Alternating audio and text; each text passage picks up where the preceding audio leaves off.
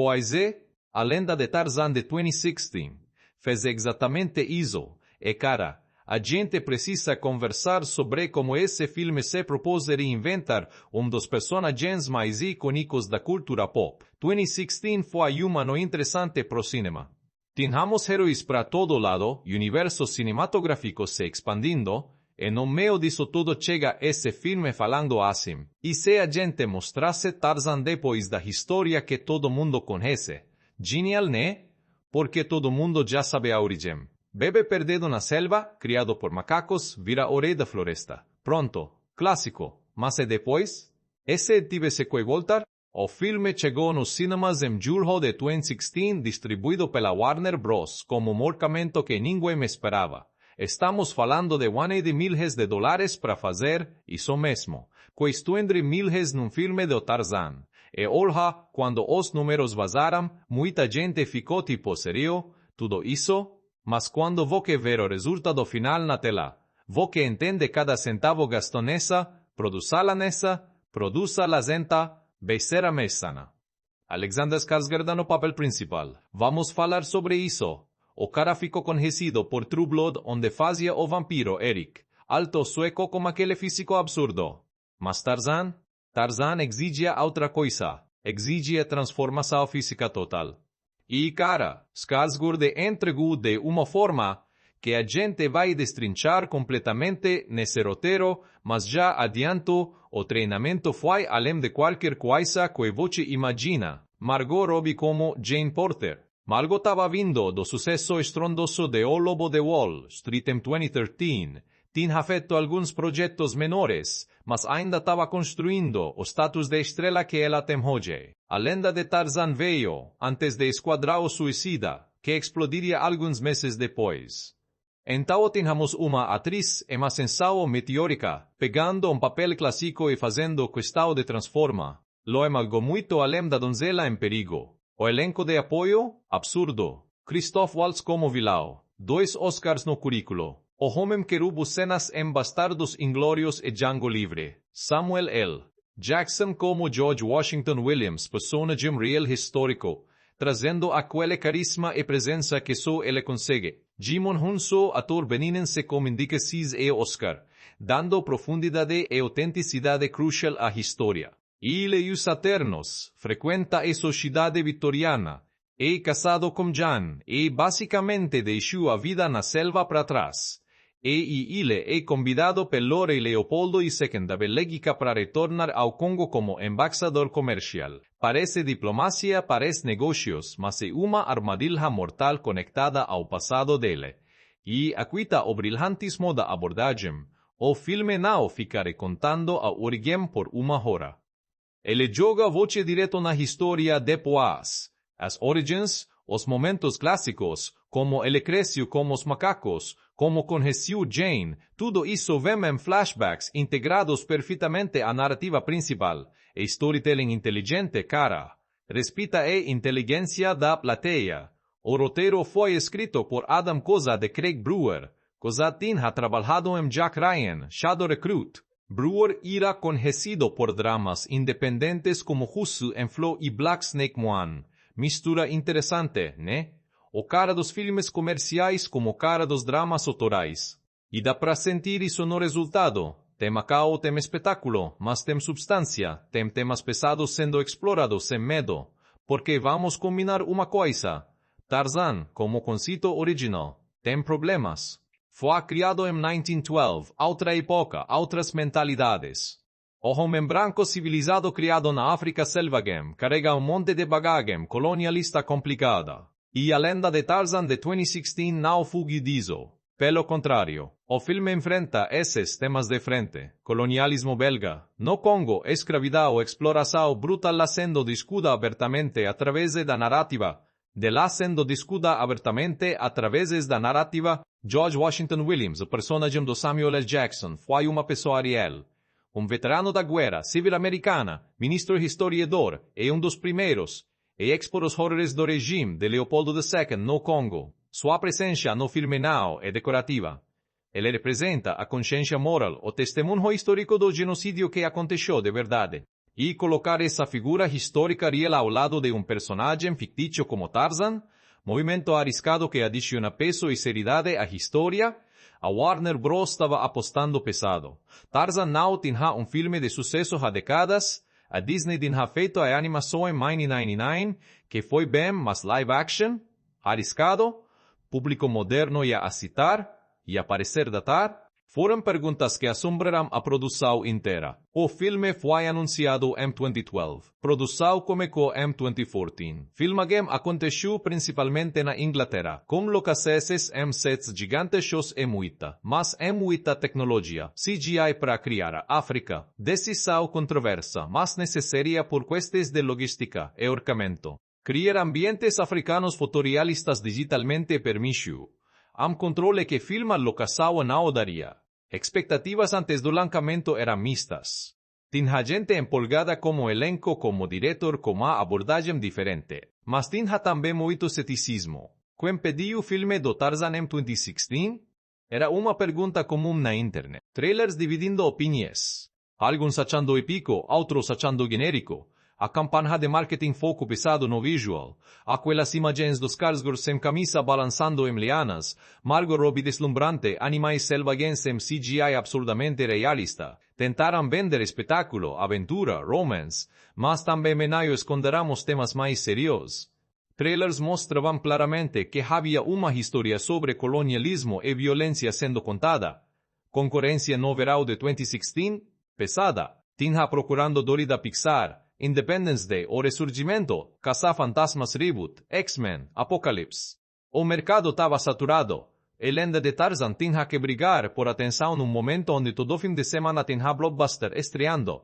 Então assim, quando você junta tudo isso, você percebe. Esse não era só mais filme de aventura jogado no mercado.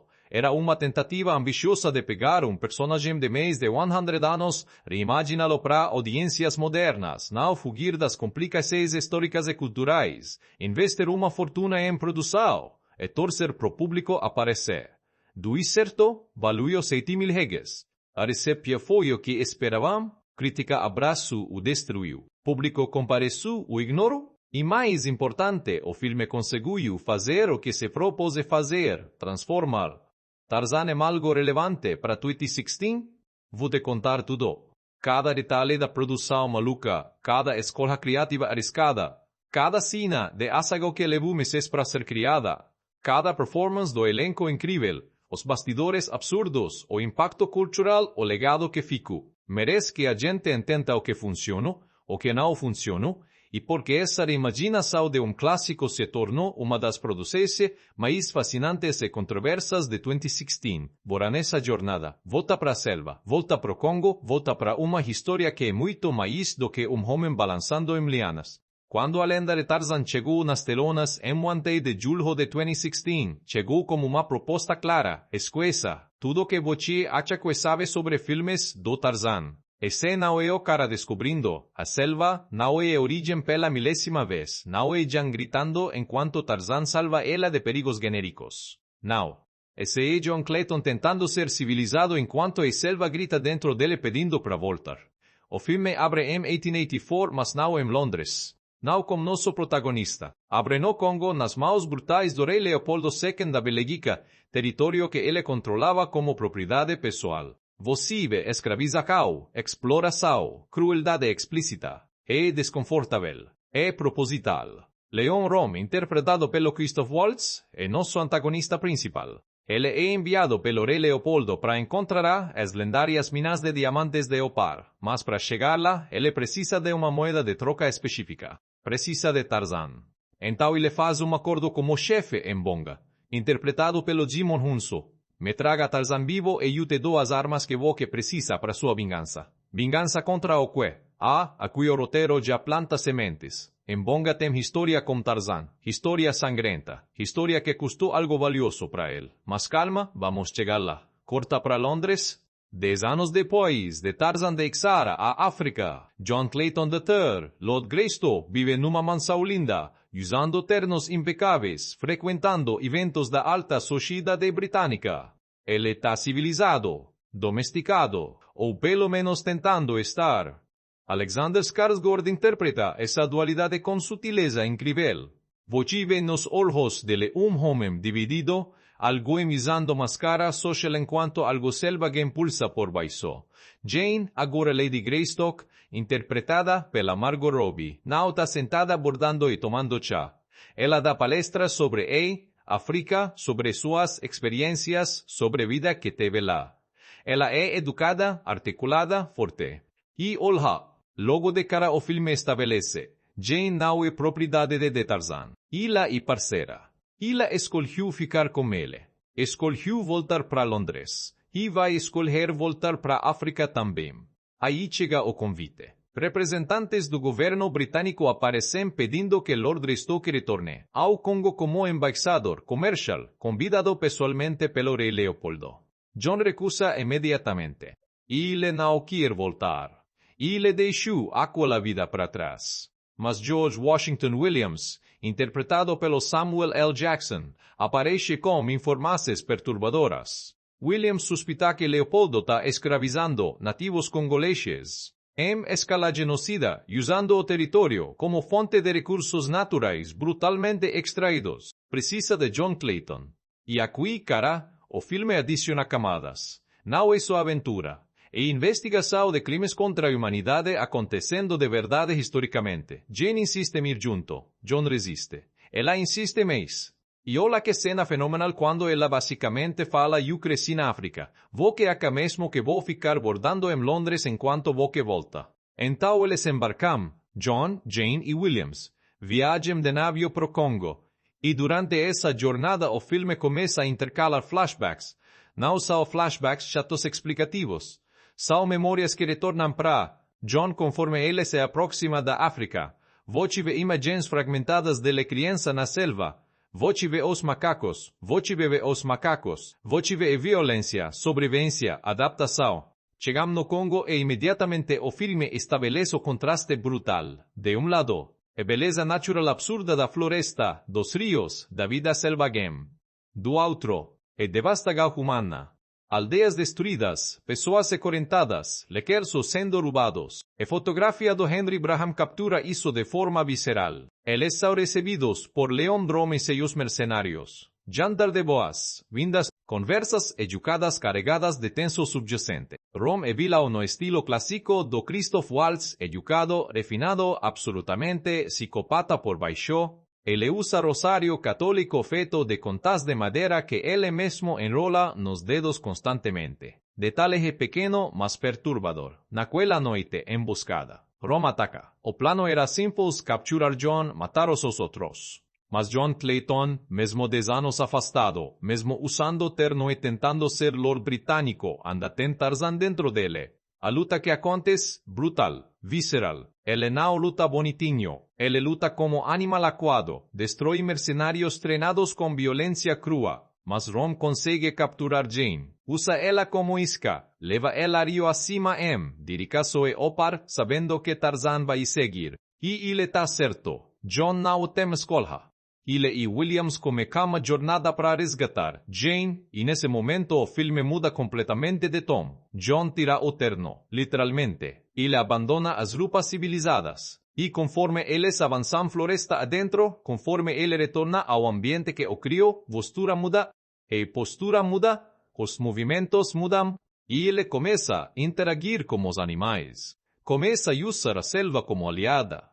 Os flashbacks intensificam. Voce vê John criança sendo adotado pelos macacos gorila após seus pais morrerem. Voce vê Kala, a gorila fêmea que o criou como filho. Voce vê a culto gorila macho que o treinou. Voce vê a tribo Waziri, liderada por jovem, Chief Wasimbo, que acolheu Tarzan como irmão. Voce também vê como John conhece Jane. Ela era filha do professor Archimedes Porter, que veio para África fazer pesquisa. John, já adolescente, já Tarzan completo, encontra ela explorando. É atração instantânea. Não é salvamento dramático inicial. É curiosidade, mutua virando, conexão, genuína virando amor. Mas Voce também vê o trauma. Vi quando Mbonga perde alguém que amava por causa das acias de Tarzan. Vi a violência que John cometeu defendendo sua família gorila. Vi a sangue nas mãos dele. E isso pesa. O filme não romantiza. Mostra as consequências. De volta ao presente, John e Williams alcançam a aldeia Waziri. Chief Wasimbu, agora mais velho, recebe Tarzan como irmão perdido há muito tempo. Eles sabem que Rom está trazendo destruição. Sabem que tem que agir. Mas também sabem que enfrentar mercenários armados até os dentes é suicídio sem estratégia. Enquanto isso, Jane está prisioneira no barco de Rom. E aqui, Margot Robbie brilha. Jane não fica passiva correndo esperando resgate. Ela manipula, ela observa. Ela procura oportunidades. E ela conversa com Rom tentando entender o plano, dele tentando ganhar tempo, tentando criar aberturas para fuga. Rom explica tudo para ela. Clássico héroe de vilão? Talvez. Mas a cena funciona, porque é batalha psicológica. Ele quer quebrar o espírito dela. Quer que ela entenda que Tarzan vindo é exatamente o que ele quer. Que ela é escapefita. Que ela é escapatória. Jane responde com placer e veneno. Voce não conhece ele. Voce acha que conhece, mas não conhece. E cara, a dinâmica entre Robbie e Waltz nessa cena se tensa demais. Dois atores incríveis jogando inteligência contra o outro. Tarzan reunindo os animais. Essa parte é espetáculo puro de CGI, mas também tem significado narrativo. Ele chama os gorilas, seus irmãos. Ele interage com leões, com crocodilos, com manadas inteiras. Não é domador de circo, é alguém que fala a língua da selva, que entende os ritmos, que pede ajuda como igual. O plano começa a se formar. Interceptar romantes que ele alcance o par. Libertar Jane. Impedir que os diamantes caiam nas mãos de Leopoldo. Mas Monga ainda tala, ainda quer vingança, ainda quer vingança, ainda quer vingança, ainda complica tudo. A história pessoal entre Mbonga e Tarzan precisa ser resolvida antes que qualquer aliança seja possível. Então o filme acelera em direção ao confronto que vai definir tudo. Tarzan voltou para a selva. E selva acordou. E Rom vai descobrir que trazer o rei da floresta de volta pro seu território foi o último erro que ele vai cometer. Agora vamos destrinchar essa história de verdade. Porque a lenda de Tarzan não conta a narrativa de forma linear tradicional e isso faz toda a diferença na experiência.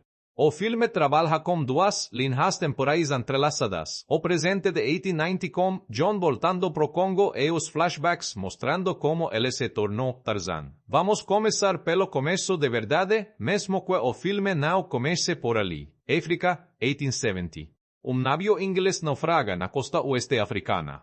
Entre os sobreviventes, John Clayton II, esposa grávida. Eles constroem uma cabana improvisada na selva, tentando sobreviver enquanto esperam resgate que nunca chega. A mulher dá à luz menino, mas a selva é implacável. Jaguar ataca. Os pais morrem. O bebê fica sozinho, correndo na cabana. Kala, uma gorila fêmea, que acaba de perder seu próprio filhote para Kerchak, o líder violento do grupo, o vê o coro. Ela entra na cabana, encontra o bebê humano. Em uma decisão que desafia toda a lógica natural, ela pega aquele bebê e adota como dela. Ela o chama de Tarzan, que significa pele branca na língua local. Crescer entre gorilas? Imagina só. Tarzan criança não atinha referências humanas. E ele aprendeu tudo como os macacos. Aprendeu a se mover pelas árvores, a se comunicar com grunhidos e linguagem corporal, a sobreviver comendo o que a floresta oferece. Ele era mais fraco fisicamente que os outros filhotes gorilas. Então ele compensava com inteligência, agilidade e adaptação. Kerchak odiava ele. Via aquele filhote humano como abominação, como ameaça. Várias vezes tentou matar Tarzan e várias vezes Kala se colocou entre os dois, protegendo o filho adotivo como a própria vida. Essa dinâmica criou tensão constante no grupo, mas também forçou Tarzan a se provar constantemente. Akutum gorila macho mais velho começou a treinar o garoto. Ensinou ele a lutar, a usar força de formas que compensavam sua desvantagem física. E Tarzan aprendeu rápido demais. Ele observava tudo, absorvia tudo. Quando tinha uns 12 anos, ele já era força da natureza, combinando inteligência humana com instintos animais afiados. Mas ele sabia que era diferente. Ele olhava para a própria mão e via que não tinha pelo como os outros. Ele tentava se comunicar e percebia que sua garganta produzia sons diferentes. Ele era aceito pela maioria do grupo, mas ainda era outsider. E isso gerava conflito interno que nunca se resolvia completamente. Dia, ele encontrou a cabana dos pais. Explorou os destroços. Encontrou objetos humanos. Livros destruídos pelo tempo, uma faca enferrujada. Aquela faca mudou tudo. Ele passou meses tentando entender para que servia, até que finalmente descobriu que podia cortar com ela. Primeira ferramenta. Primeiro passo de volta para a humanidade que ele nem sabia que tinha perdido. Ele usou a faca para caçar mais eficientemente, para se defender melhor, para construir coisas simples. Os gorilas não entendiam. Para eles, aquilo era objeto estranho sem sentido. Mas para Tarzan, era a extensão do corpo dele, era vantagem. A adolescência chegou e trouxe mais complicações. Tarzan começou a interagir com outras tribos de animais. Ele aprendeu que a selva tinha hierarquias complexas, alianças, guerras territoriais. Ele viu leis caçando em grupo, viu elefantes protegendo filhotes, viu crocodilos esperando pacientemente por presas. Cada animal ensinou algo diferente. E então os humanos chegaram. Caçadores ilegais, mercadores de marfim, pessoas que vinham para a África apenas para extrair recursos e ir embora. Tarzan os observava escondido, fascinado e aterrorizado ao mesmo tempo. Eles pareciam com ele na aparência, mas agiam de formas que ele não entendia. Eles matavam animais não para comer, mas para pegar presas como tráfico. Eles destruíam sem necessidade. Primeira vez que Tarzan matou humano foi aos 15 anos. Caçadores tinham capturado membros jovens da família gorila de Lé, colocado em gaiolas para vender como animais exóticos. O sangue nas mãos dele, o corpo caindo, o silêncio que veio depois. Aquilo marcou ele para sempre. Ele tinha matado alguém da própria espécie defendendo família que nem era da espécie dele. Onde ele se encaixava nessa equação? Os anos seguintes foram de conflito crescente. Luta brutal, gorila alfa masivo contra humano adolescente magro más increíblemente ágil. Tarzan venció usando inteligencia, cansando oponente, explorando fraquezas. Y cuando teve chance de matar Kerchak, ele parou. Ele podía. Mas não o fez. Apenas o domino e o solto. E so ganho respeito definitivo da tribo. Tarzan se tornou líder não por força bruta, mas por inteligência e compexão. Os gorilas o seguiam. E ele liderava com equilíbrio, protegendo o território, mediando conflitos, mantendo todos seguros. E Jane Porter chegou, filha do professor Archimedes Porter, botânico britânico que veio pro Congo fazer pesquisa sobre plantas raras. Jane tinha 18 anos, educação formal europeia, mas espírito aventureiro que não cabia nas expectativas vitorianas. Ela amava a África desde que chegou, amava a liberdade, a natureza selvagem, tudo que Londres não oferecia. Ela estava desenhando passaros perto de rio quando ouviu movimento nas árvores. Olhou para cima e viu ele. Tarzan, já com 20 e poucos anos, observando ela com curiosidade intensa. Se os olhares se encontrarão, e cara, o filme mostra esse momento com beleza absurda. Não é amor instantâneo romântico genérico, é reconhecimento mútuo de algo inexplicável. Tarzan tinha visto humanos antes, mas Jane era diferente. Ela não tinha medo. Ela não tentou atirar nele ou correr gritando. Ela apenas olhou com a mesma curiosidade que ele sentia. Então ela fez algo inesperado. Ela sorriu. E sorriu de volta, movimento facial que ele tinha visto nos macacos, mas nunca tinha associado com comunicação humana. Nos dias seguintes, eles começaram a se encontrar regularmente. Jane voltava ao mesmo lugar. No começo, só observava mútua à distância. Depois, ela começou a falar com ele, mesmo sabendo que ele não entendia palavras. Mas ele entendia, Tom entendia intenção. E lentamente começou a imitar sons que ela fazia. Jane trouxe livros. Mostrou figuras para ele. Apontava para a árvore, dizia tri. Apontava para o desenho de árvore no livro. Tarzan absorvia tudo com velocidade assustadora. Cerebro humano que tinha ficado dormente acordando de novo. Professor Porter descobriu esses interesses e inicialmente ficou horrorizado. Mas quando viu como Tarzan aprendia, como interagia, o cientista nele ficou fascinado. Ele começou a ensinar Tarzan formalmente. História, linguagem, matemática básica, conceitos de civilização. Tarzan devorava conhecimento com fome de décadas, mas nem tudo era educação pacífica.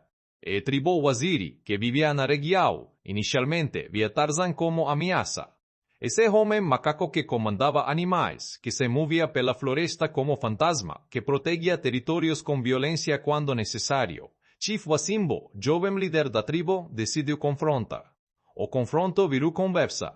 Wasimbo percebeu que Tarzan não era inimigo, era protetor, do mesmo ambiente que os Waziri consideravam sagrado. Eles tinham inimigos em comum, caçadores ilegais, mercadores de escravos, colonizadores violentos. Então fizeram aliança. Tarzan aprendeu a língua Waziri, participou de rituais, se tornou irmão honorário da tribo. Jane e Tarzan se apaixonaram de verdade. Não foi instantâneo, foi construído ao longo de meses, de convivência, aprendizado mútuo, aventuras compartilhadas. El ensino é sobre o mundo além da selva. El ensino é sobre conexão com natureza que civiliza, densureza que civiliza que nem dos dois esperavam de formas que nem dos dois esperava. Mas felicidade na selva não dura para sempre. Chief Mumbonga, líder de outra tribo rival, tinha filho chamado Kulonga. Kulonga era caçador impulsivo, arrogante, que frequentemente invadia território dos gorilas atrás de troféus. Dia, ele atirou em Kala. Matou a mãe de Tarzan por esporte. E a dor que Tarzan sentiu foi indescritível. Kala tinha salvado ele bebê. Tinha criado ele contra todas as probabilidades. Tinha sacrificado tudo por ele. E agora estava morta no cao, sangue manchando pelo pratedo. Algo quebrou dentro dele naquele momento. Algo escuro acordou. E le rastro Kulonga. Caçou ele pelas árvores como predador paciente. E quando alcançou, ele não teve misericórdia. Matou Kulonga brutalmente, violentamente, deixando o corpo como aviso. Não me com minha família. Mumbonga encontrou o filho morto.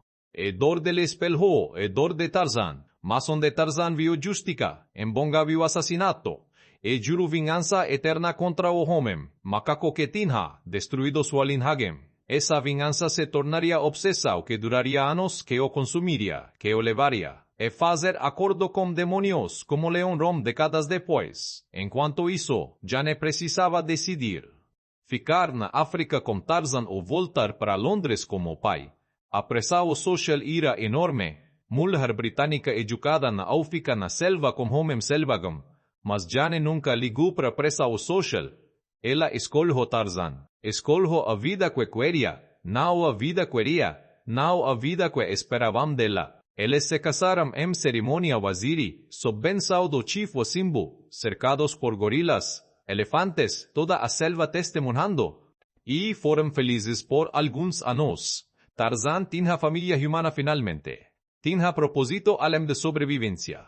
Tinha amor, mas o mundo exterior não esquece. Leopoldo II da Bélgica tinha estabelecido Estado Livre do Congo como propriedade pessoal. Exploração brutal em escala industrial. Miles de congoleses escravizados, mutilados, mortos. Borracha e marfim extraídos sem piedade, e rumores de diamantes ou para atrair atenção. Rom foi enviado, e le pesquisou. Descobriu história sobre Tarzan, o lendário protetor da selva. Percebo que esse mito poderia ser real, e planejou. Se Tarzan existe, ele é moeda de troca valiosa. Se conseguir capturá-lo, Mbonga vai pagar com acesso às minas. E assim começou o plano, que traria John Clayton de volta para a África, 10 anos depois de ele ter deixado tudo para trás tentando ser civilizado em Londres. Voltando para a linha temporal principal, John, Jane e Williams chegam no Congo em 1890. E ele sabia que retornar significava confrontar tudo que ele tinha enterrado profundamente dentro dele. A parte selvagem, a parte violenta, a parte que Londres nunca conseguiu realmente domar. Williams percebeu, durante conversas no convés do navio, e ele perguntou diretamente, por que você realmente saiu da África? John demorou para responder. Quando respondeu, foi honesto de forma brutal. Porque eu tinha medo de como eu ia lá, do que eu era capaz de fazer. Jane conhecia esse lado dele. Ela tinha visto Tarzan em Macau, tinha visto a ferocidade quando ele protegia território, quando enfrentava ameaças. Mas ela também conhecia John Clayton, o homem que lia poesia, para ela, que tentava entender filosofia europeia, que se esforçava tanto para caber numa sociedade que nunca foi feita para alguém como ele. Desembarcam em Boma, porto principal do Congo, e transformação da paisagem, desde que John tinha estado lá era chocante. Antes tinha aldeias vibrantes, comércio local, vida. Agora tinha postos militares, belgas, correntes, pessoas, sendo forçadas a trabalhar até morrer.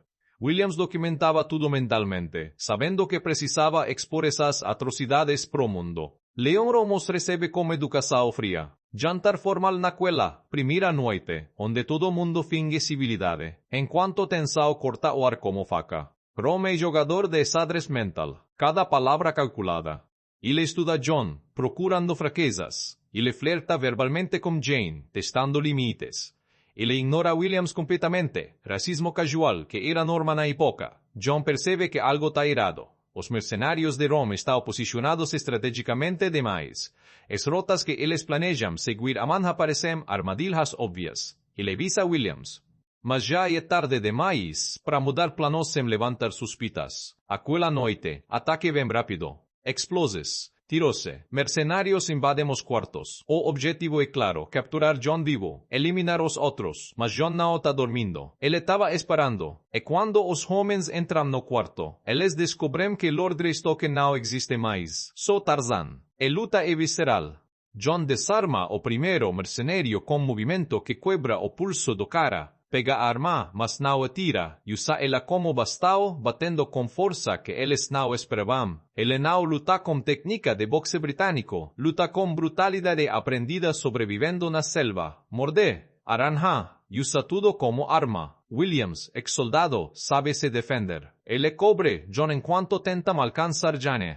Mas Rom já chegou no quarto dela primeiro. Ele a captura sem violência desnecessária, porque ela é escavalhosa demais para danificar.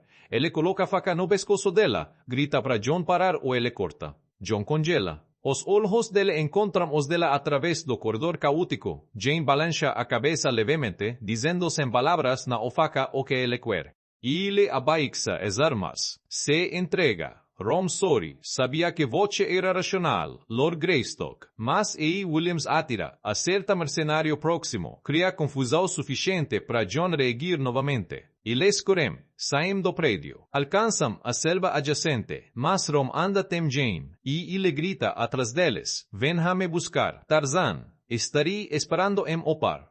John quer voltar e mopar, John quer voltar imediatamente. William segura, sozinho vo que vai more, ele tem exército, precisamos de plano. John rosna, literalmente rosna como animal frustrado, mas ele sabe que William está certo, eles comecam jornada a través da floresta, e aqui o filme mostra transformação gradual incrível. A cada quilômetro mais perto da selva profunda, John solta mais as amarras da civilização, ele tira o paleto, depois a camisa, depois as botas.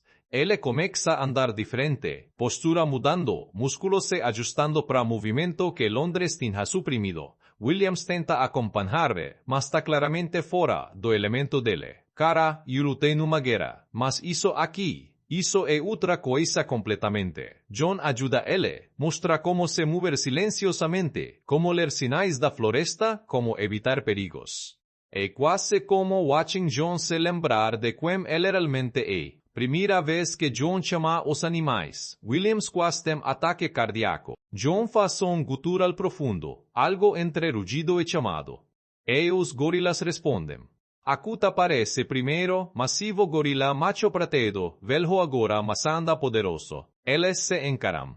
Então Akut se aproxima e eles fazem saudação tradicional de gorila, batendo petos do outro. Williams sussurra isso não é possível.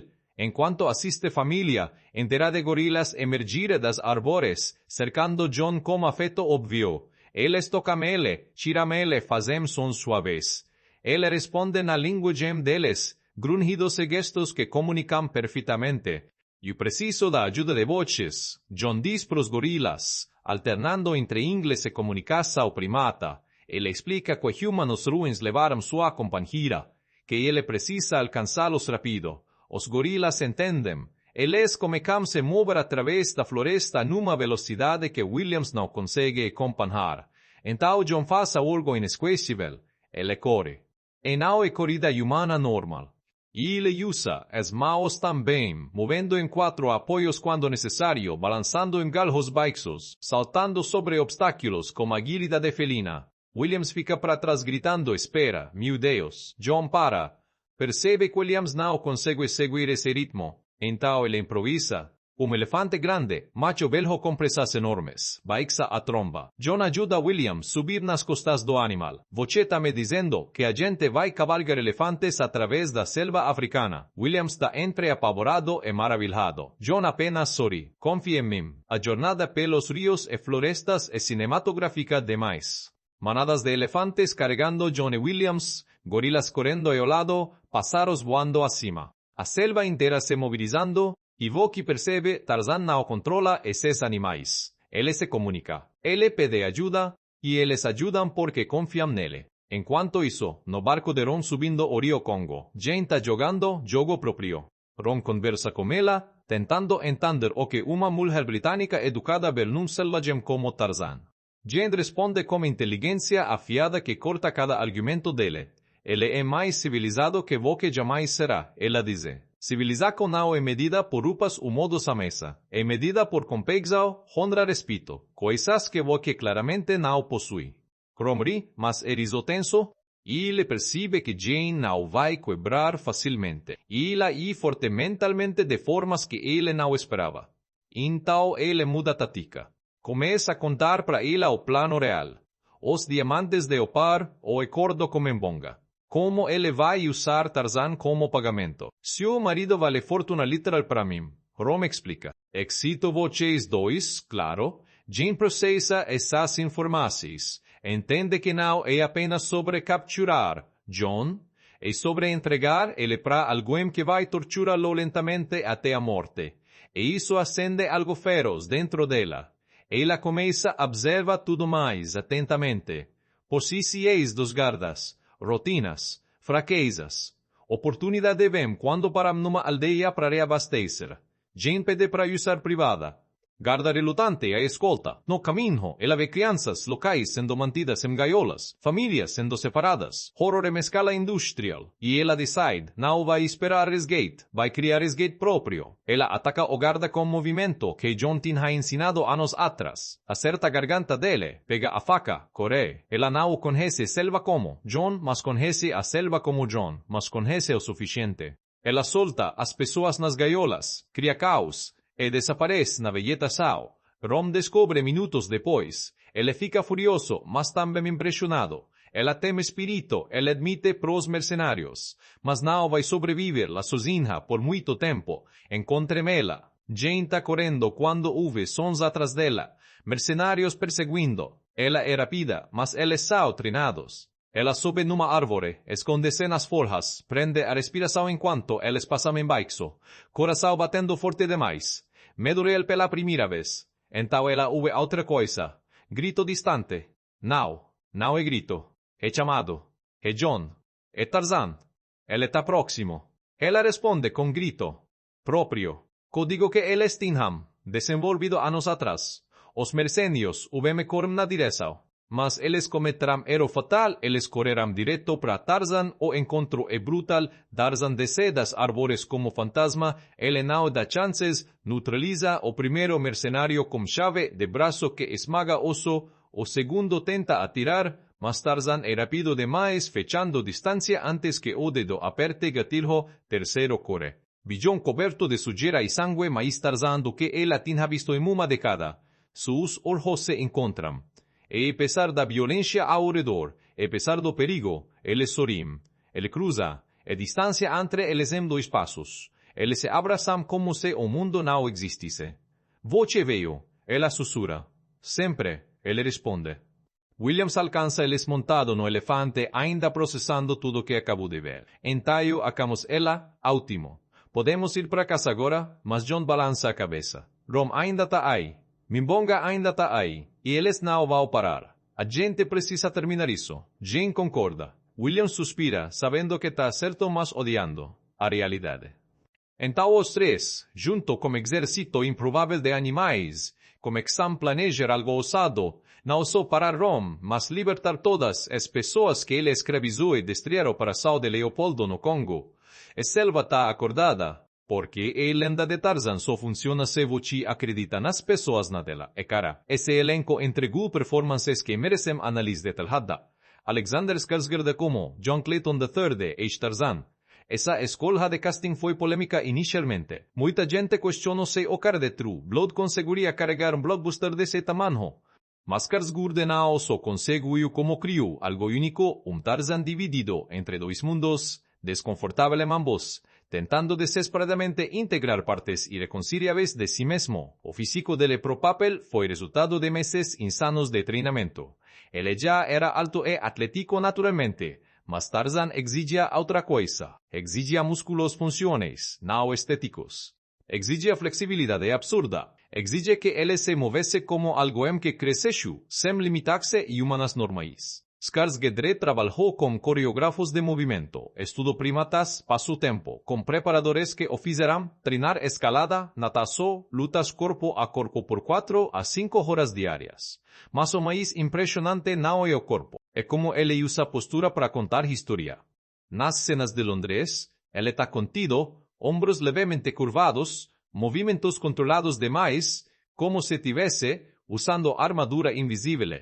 Conforme ele retorna para África, você vê mudança física gradual. Os ombros relaxam. A postura fica mais ereta, mas também mais animal. Ele começa a andar com os dedos dos pés primeiro, não o calcanhar. São detalhes que você não percebe conscientemente, mas que vendem completamente a transformação. As cenas sem diálogo são onde Skarsgård brilha mais. Quando ele está interagindo com os gorilas, quando ele está lendo a selva, quando ele está simplesmente existindo no ambiente dele. Você vê atuação, que não depende de palavras. Ele comunica através de microexpresses, tensão muscular, qualidade do olhar. E trabalho sutil que atores grandes demais frequentemente não conseguem fazer. O arco emocional do John é sobre aceitar que ele nunca vai ser totalmente humano civilizado nem totalmente animal selvagem. Ele é híbrido permanente. É libertador e triste ao mesmo tempo. Margot Robbie como Jane Porter. Olha, vamos ser diretos, Jane facilmente poderia ter sido Denzela inútil esperando resgate. O histórico do personagem adaptações anteriores não era promissor. Mas Robbie e os roteiristas transformaram Jane em algo fenomenal. Essa Jane cresce na África. Ela conhece a selva quase tão bem quanto Tarzan. Ela fala línguas locais fluentemente.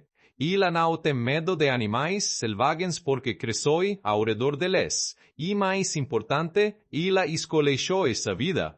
Ela deixou londremente porque preferia a liberdade de África às restrições sufocantes da sociedade vitoriana. Robbie joga Jane com determinação feroz por baixo da jogação formal. Nas cenas de Londres, você ela desconfortável em vestidos de salão, irritada com conversas superficiais, claramente deslocada, mas quando ela volta para África, ela floresce.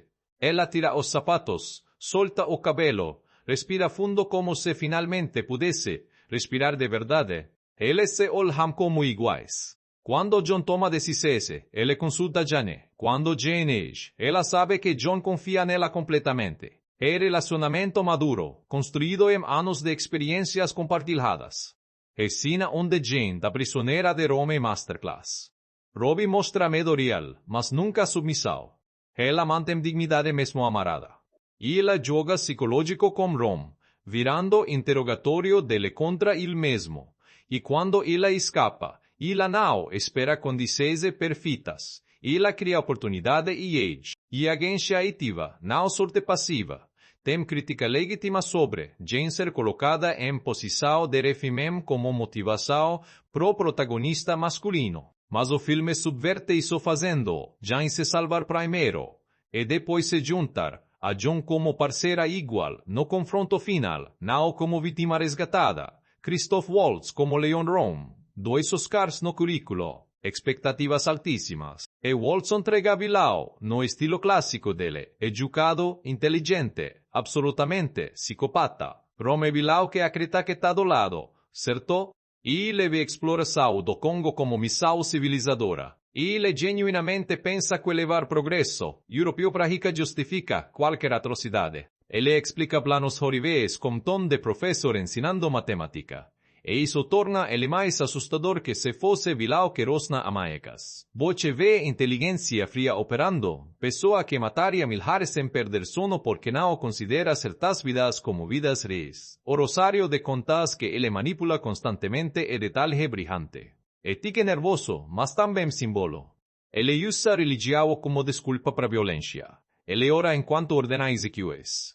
É hipocrisia visceral que Waltz entrega com sutileza. É dinâmica entre Rome e Jane é fascinante. Ele claramente admira ela em nível intelectual. Vê ela como raridade. Mulher educada que escolheu selvageria. Mas ele nunca entende por que ela fez essa escolha. Para ele, civilização europeia era obviamente superior. O fato de John rejeitar isso quebra o cérebro dele. E Waltz mostra essa confuso através de momentos onde Ron quase parece genuinamente curioso antes de voltar para a crueldade casual. Samuel L. Jackson como George Washington Williams. Williams no filme é soldado veterano, ministro e investigador determinado e expor atrocidades de Leopoldo pro mundo. Ele é consciência moral da história. Observador externo que verbaliza absurdos que outros personagens normalizarão. E Jackson joga isso com mix de humor e seriedade que só ele consegue. A relação entre Williams e John é coração emocional do filme em muitos aspectos. Williams vê John como fenômeno fascinante, mas também como pessoa carregando trauma óbvio. Ele faz perguntas que outros personagens não fazem. Quem você realmente é? Você escolheu deixar a África ou fugiu? Você está voltando para salvar Jane ou para salvar a si mesmo? Jackson entrega essas linhas com timing impecável. Ele alivia a tensão quando necessário com comentários perfeitamente colocados. Quando ele vê os gorilas pela primeira vez e sussurra Jesus Cristo, é reação humana genuína que plateia compartilha. Ele proxida audiencia, pessoa normal jogada em situação extraordinária tentando processar insanidade ao redor. Mas Williams não é só alívio cômico. Nas cenas finais, quando ele está documentando a escravidão, quando ele confronta mercenários, Jackson mostra determinação e coragem na bala vez. Esse é o homem que arriscou vida para revelar verdades que governos queriam esconder. Essa bravura é palpável. Jimon Hunso como Chief Mbonga. Hunso é outro beninense, africano de verdade, trazendo autenticidade que casting europeu-americano nunca conseguiria. Hunso joga essa dor com profundidade que transforma Mbonga de obstáculo genérico em pessoa real com motivações legítimas. Resina confronto entre Mbonga e Tarzan, onde John finalmente explica que matou Kulonga, porque Kulonga tinha matado Kala, é devastadora. Dois países confrontando dores espelhadas. Hunso Skarsgård da tua mesa cena principalmente como Hares, dois homens reconhecendo humanidade do outro através de idioma compartilhado de perda. Mbonga eventualmente ajudando Tarzan contra Romnao e converso forçada. E reconhecimento de que exploração colonial é a maior que vingança pessoal. Hunso vende essa evolução através de expresses micro que mostram conflito interno sendo resolvido em tempo real. Os gorilas em CGI, especialmente a QT e a memória de Kala, são personagens tanto quanto humanos. O trabalho de captura de movimento e animação de personalidades distintas para cada primata. A QT Protector, Kala era maternal, outros gorilas têm cores individuais, e Skarsgård interage com eles com convicção total que faz você esquecer que está vendo efeitos visuais. E tribo Waziri, especialmente Chief Wasimbu, representa conexão de Tarzan com a humanidade africana. Tarzan luta ao lado, não na frente. Professor Archimedes Porter aparece em flashbacks. Ele representa educação, curiosidade científica e excitação. Quando ele descobre que já não é Tarzan, ele não proíbe. Ele observa, aprende, eventualmente e abençoa. E pai progressivo para a época, e Heitor Jim Broadbent entrega isso com ternura quieta.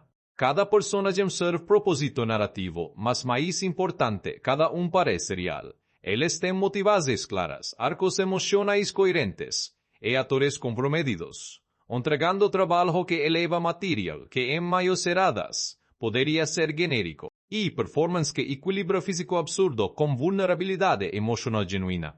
Você acredita que ele pode lutar Leo, mas você também acredita quando ele chora segurando Jane. E isso no final é o que torna a lenda de Tarzan memorável. Não são só as cenas de ação ou efeitos visuais, são pessoas na tela fazendo você se importar com jornadas impossíveis delas. David Yates assumindo a lenda de Tarzan foi escolha que fez sentido total quando você para pensar, o cara tinha acabado de fechar. E saga Harry Potter dirigindo 4 filmes consecutivos, dos quais 2 eram partes de épico final. Ele sabia trabalhar com argumentos gigantescos, efeitos visuais complexos e principalmente sabia não deixar que espetáculo engolisse história humana. Yates não é diretor de ação tradicional no estilo Michael Bay ou Zack Snyder. Ele não vem do mundo dos comerciais ou videoclips. A visão dele para Tarzan foi clara desde o início. Realismo emocional dentro de fantasia visual. Ele não queria fazer filme camp estilo anos 50. Não queria paródia. Não queria aventura genérica onde lógica não importa. Ele queria que você acreditasse que esse mundo poderia existir, que esse homem poderia existir, mesmo sabendo que é absurdo. Em entrevistas durante produção, Yates repetiu o mantra constantemente, gravidade emocional. Ele insistia que não importa quantos elefantes CGI você coloca na tela, se plateia não acredita na dor do protagonista, nada funciona. Então ele priorizou performances acima de tudo mais. Skarsgård e Robbie passaram semanas trabalhando na dinâmica. John Jane construindo história de relacionamento deles através de improvisação e discussões profundas sobre como esses personagens eram antes do filme começar. Yates facilitava, direcionava, mas deixava atores descobrirem verdades orgânicas. O estilo visual que Yates escolheu foi naturalista, com toques expressionistas. Ele queria que a África parecesse real, tangível, mas também mítica quando apropriado. Então ele trabalhou como cinematógrafo. Henry Braham e designer de produção, Stuart Craig para criar paleta que mudava conforme narrativa. Cenas de Londres ao frías. Literalmente frías, visualmente. Tons azulados, cinzas, luz difusa a través de janelas que parece sufocar em vez de iluminar. E escolha deliberada para fazer você sentir o desconforto que John sente naquele ambiente. Yates dice que queria Londres parece ser bonita mas morta, civilizada cao que comercializou alma. África é oposto. Cores saturadas, verdes vibrantes, luz solar que perfura, através das árvores criando padrões dramáticos. Mas não é cartão postal. Yates evitou fazer África de propaganda turística. Ele mostrou beleza brutal, natureza que nutre e mata com mesma indiferença. É lindo e assustador simultaneamente. A linguagem de câmera muda entre os dois mundos também. Em Londres, câmera estática, formalizada, enquadramentos simétricos que reforçam ordem e controle. Quando chegamos na África, câmera ganha fluidez. Steadicam seguindo personagens através de vegetação, movimentos que imitam como animais observariam humanos. É subjetivamente mais imersivo. Yates ama planos sequência longos. Ele fez isso em Potter, especialmente nas Relíquias da Morte. E em Tarzan ele usou técnica para criar tensão sustentada. A cena da emboscada inicial, onde Roma ataca o grupo, é quase 3 minutos sem cortes. Câmera seguindo ação fluidamente enquanto o caos explode. E desorientada propositalmente, colocando voce, no meio da confusão. Mas ele também sabe quando cortar rápido. As sequências de luta, corpo a corpo são editadas com precisão cirúrgica. Yates trabalhou com editor Mark Day, que tinha feito todos os Potters dele, então eles tinham linguagem compartilhada. Eles queriam que violência fosse sentida, não glorificada. Então os impactos são rápidos, brutais, desconfortáveis. Uma escolha controversa que Yates fez foi minimizar diálogo em momentos-chave. Existem sequências inteiras onde personagens não falam, apenas egem e regem.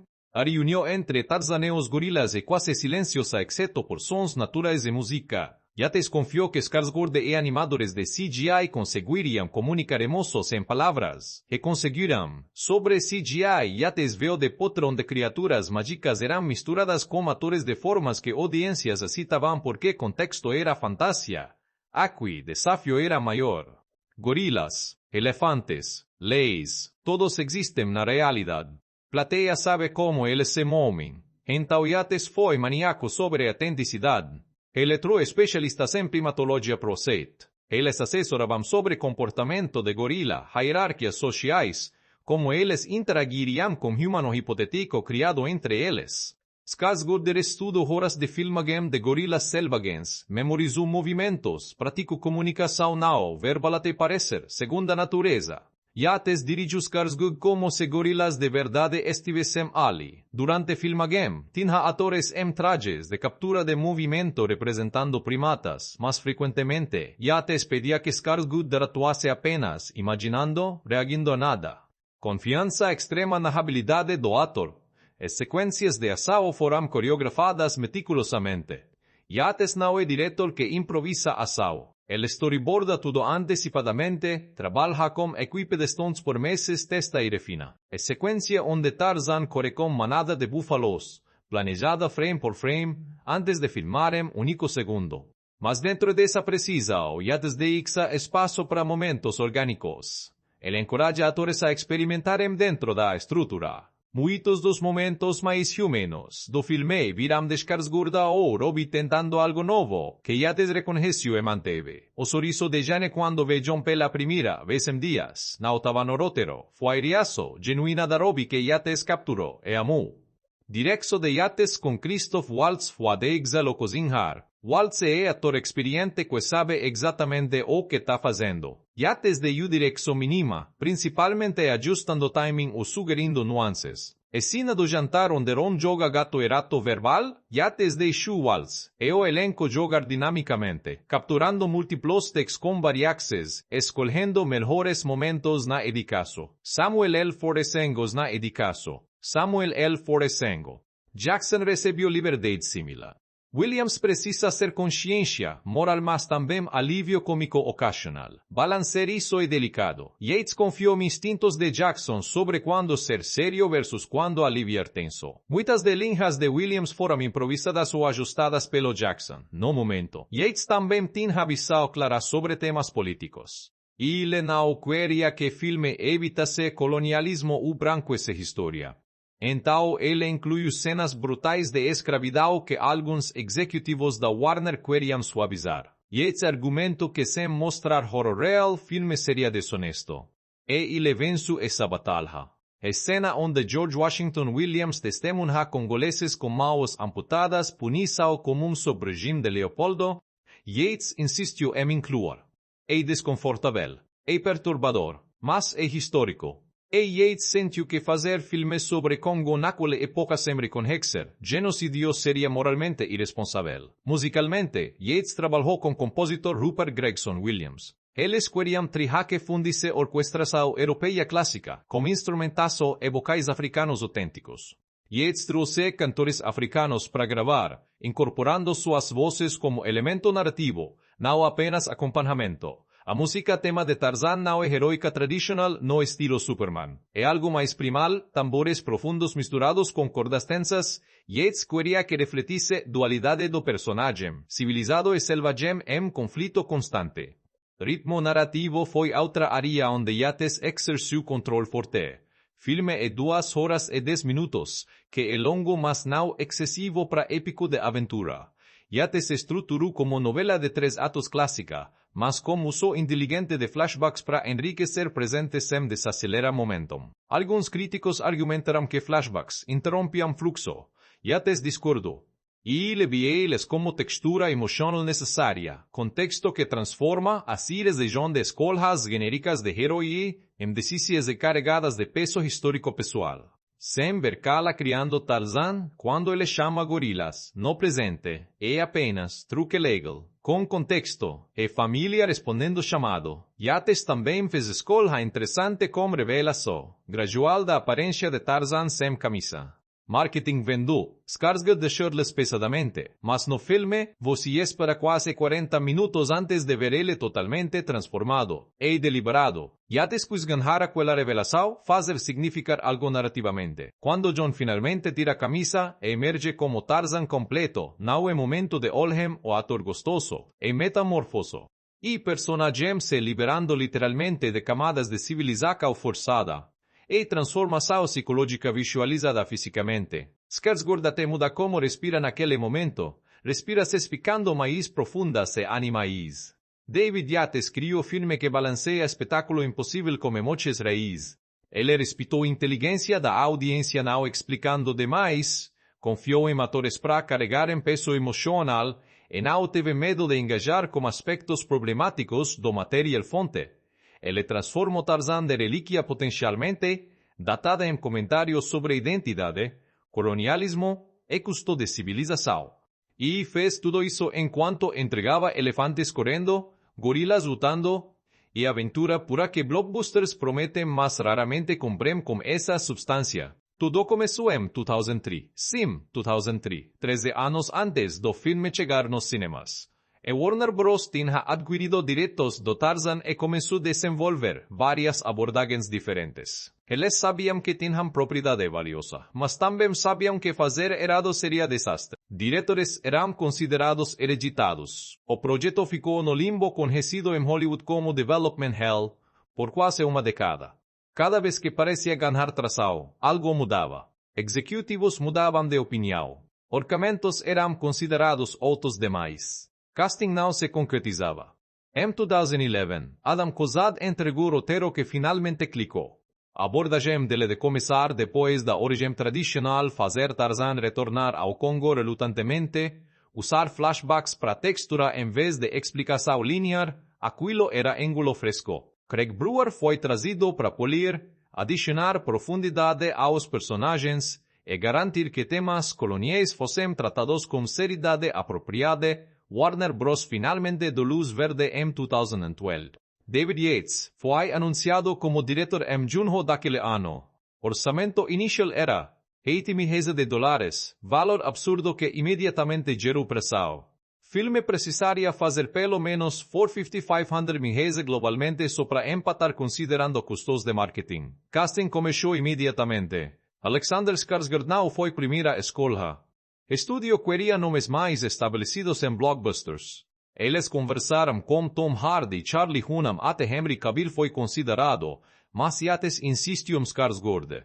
Ele tinha visto True Blood, tinha notado qualidade de presença física, combinada com vulnerabilidade emocional. Ele fez Skarsgård fazer teste que consistia em atuar cenas sem diálogo, apenas movimentos animalescos. Skarsgård improvisou sequência, onde ele rastejava, pulava, reagia a ameaças invisíveis. Yates sube na hora. Margot Robbie estava começando a explodir como estrela. Lobo de Wall Street tinha sido lançamento recente que colocou ela no radar de todos os estúdios. Yates a queria porque ela tinha algo além de beleza. Óbvia, ela tinha inteligência afiada nos olhos, recusa em ser diminuída. Teste de química entre Robbie e Skarsgård foi aparentemente elétrico. Eles tinham banter natural, conexão imediata. Samuel L. Jackson aceitou porque amou a ideia de jogar. George Washington Williams, figura histórica que ele admirava. Christoph Waltz foi cortejado intensamente. Ele tinha ofertas de múltiplos estúdios, mas script de Tarzan intrigou, ele pela complexidade de Rom, vilão que realmente acredita em missão civilizadora. Preprodução durou quase ano inteiro. Começo de 2013 até 2014. E cara, foi processo massivo. Stuart Craig, designer de produção que tinha feito todos os filmes de Harry Potter, foi encarregado de criar a Frica, que era fotorrealista mas também cinemate espetacular. Aqui veio a primeira decisão massivamente controversa, não filmar na África real. Por razões de segurança, logística, custos e principalmente controle criativo, produção decidiu construir África na Inglaterra. Warner Bros. Leavesden Studios, onde Potter foi filmado, se tornou base principal. Craig e sua equipe construíram sets de selva em escala insana dentro de soundstages gigantescos. Árvores artificiais, vegetação importada e cultivada, sistemas de neblina e água, tudo projetado para parecer Congo real. Alguns sets externos foram construídos em propriedades rurais inglesas, onde eles plantaram literalmente milhares de plantas tropicais em estufas temporárias. Críticas vieram instantaneamente quando hizo Bazoo, filme sobre África, não filmado na África. Parece absurdo, mas Yates defendo. Precisamos de lenhas, interagindo com atores, gorilas, elefantes, todo CGI. Filmar em locação real adicionaria custos exponencialmente e não nos daria liberdade criativa que precisamos. Algumas locações reais foram usadas. Gabon na África Central forneceu alguns establishing shots. Eles filmaram paisagens rios fauna selvagem de longe para usar como placas e referências. Mas atores nunca pisaram em solo africano durante a produção. Treinamento físico de Skarsgård começou 6 meses antes de filmagem. Magnus Lidbach, treinador sueco conhecido por transformar atores, foi contratado. O regime era brutal, treino começa, fim da manhã, 2 horas de força e condicionamento. Depois café da manhã medido em gramas, mais 2 horas de agilidade e movimento. Almoço, tarde de cada, a ensaios ou estudo de movimento animal. Jantar. Dormir cedo. Repetir. Skarsgård perdeu gordura corporal até chegar em 5%. Ganhou 15 quilos de músculo, mas não era bulking de academia comum. Era treinamento funcional, escalada, natação, ginástica, yoga para flexibilidade extrema. Ele precisava fazer movimentos que pareciam impossíveis para serem naturais. Robbie também treinou intensamente porque Jane não intensamente, porque Jane não é personagem sedentária. E ela escala, corre, luta quando necessário. Robbie fez próprios stunts sempre que possível, treinando com coordenadores por meses. Filmagem principal começou julho de 2014. Programaço era 72 dias, mas acabou indo para 85 por causa de complexidade técnica. Rodar com CGI pesado significa atores atuando frequentemente para nada. Marcadores verdes, bolas de tênis em pose, representando cabeças de gorilas, imaginação pura. Skarsgård descreveu em entrevistas como era estranho fazer cenas emocionais intensas com gorila imaginário. Yates colocava ator em traje de captura de movimento para dar algo físico. Para Skarsgård reguire, mas às vezes nem isso. Apenas yates falando, ok, agora acuta tocando soy rosto. Reaja. A cena da manada de búfalos foi tecnicamente insana.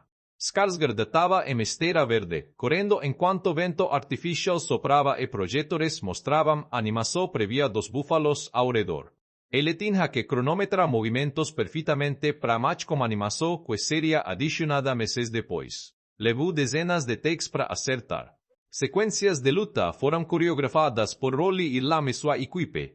Eles criaram estilo único para Tarzan, combinação de luta greco-romana, movimentos de parkour e combate animal instintivo. Não é arte marcial bonita.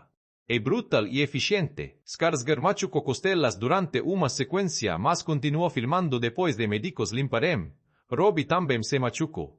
Durante cena de fuga, onde ela corre pela selva, ela torçou tornozelo seriamente em raiz falsa que se soltou. Produção passou 3 dias enquanto ela recebia tratamento. Ela voltou, com tornozelo infectado, insistindo em completar cena. Yates filmou de engulos que escondiam Claude Casal. Waltz trouxe próprias ideias para Ron. O rosário de contas, sugestão dele.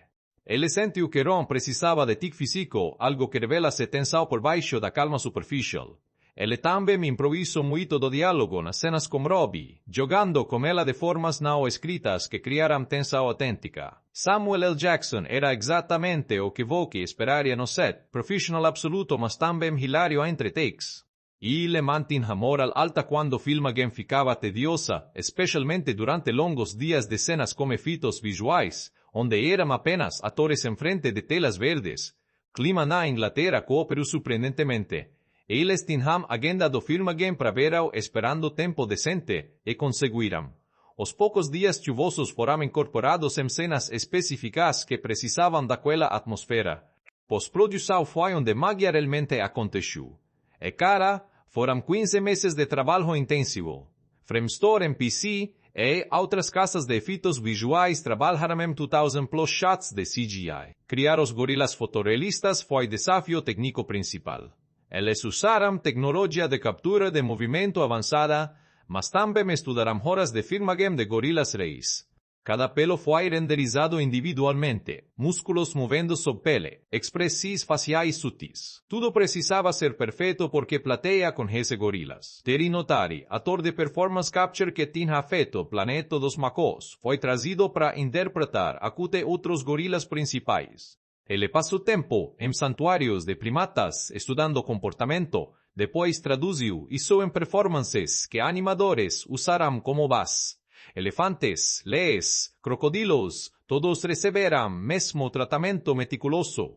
A sequência de manada de búfalos sozinha levou 4 meses para renderizar completamente.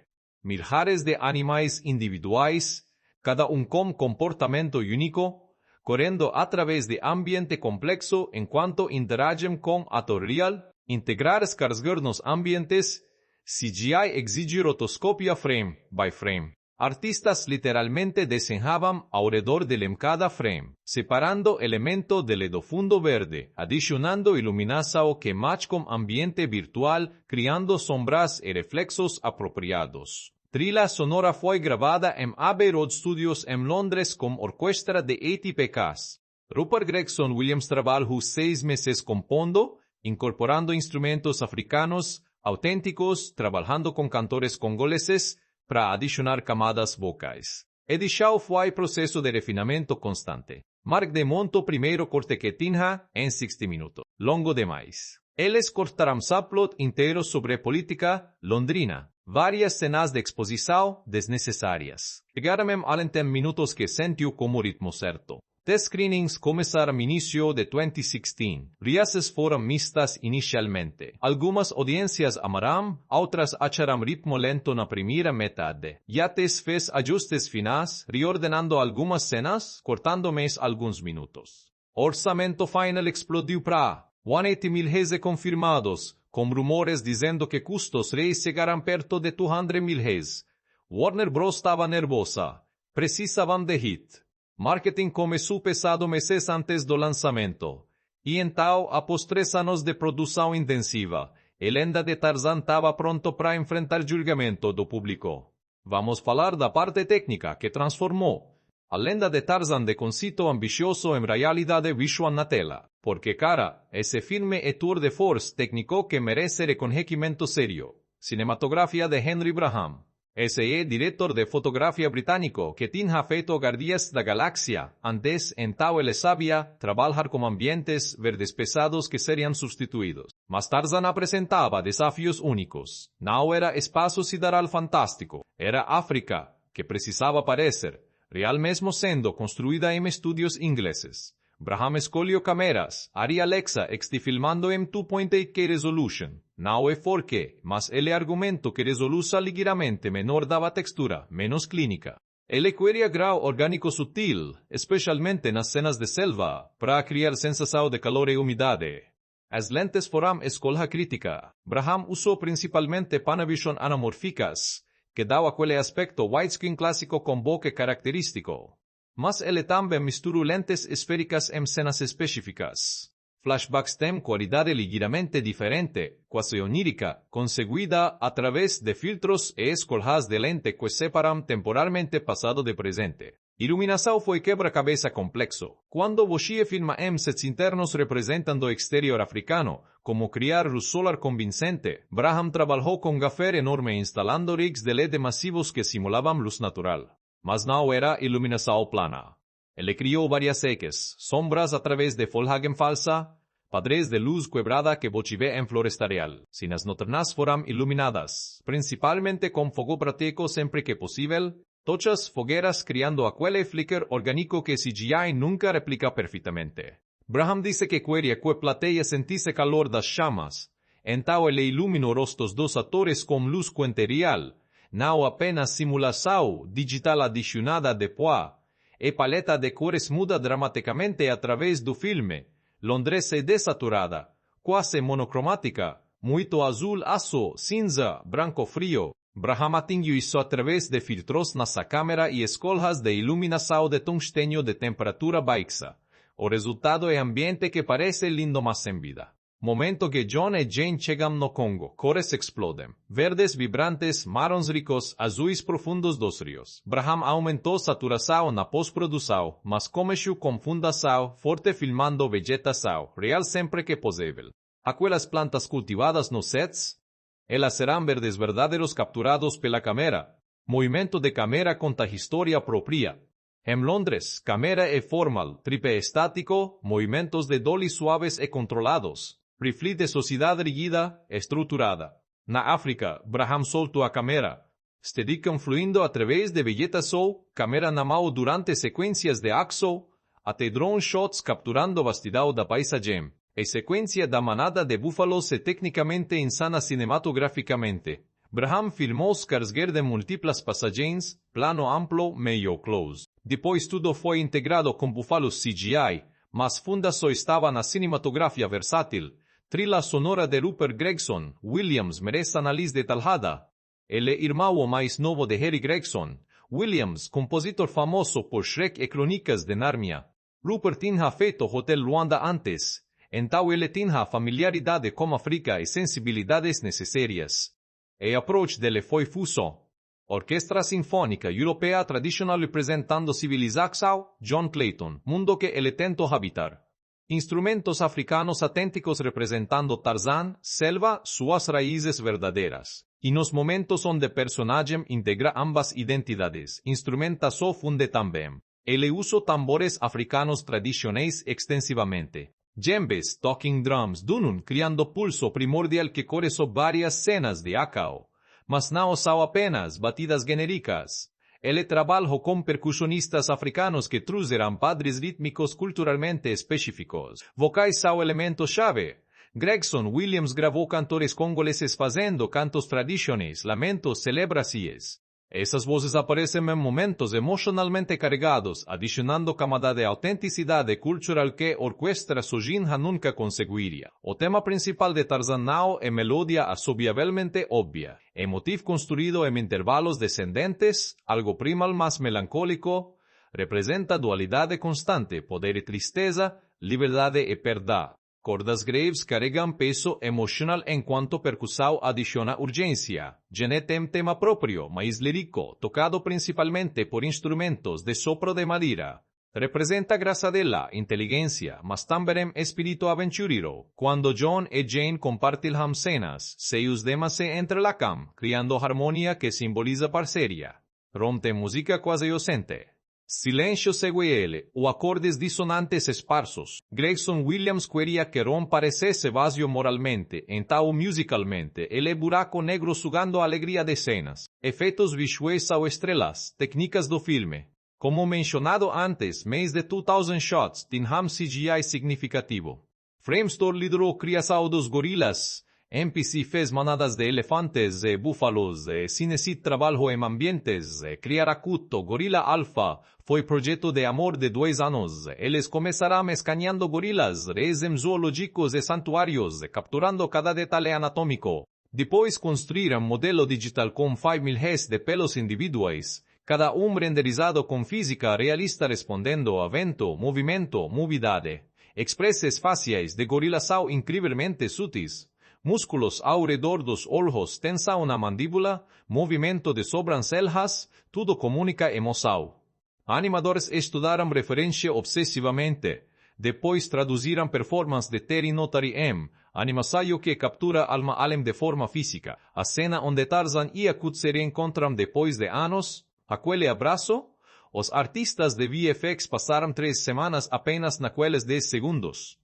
Conseguir peso físico do gorila contra corpo de Skarsgård, a forma como pelos dele comprimem e recuperam, sombras dinâmicas, tudo precisava ser perfeito para vender momento emocional. Elefantes apresentaram desafio diferente.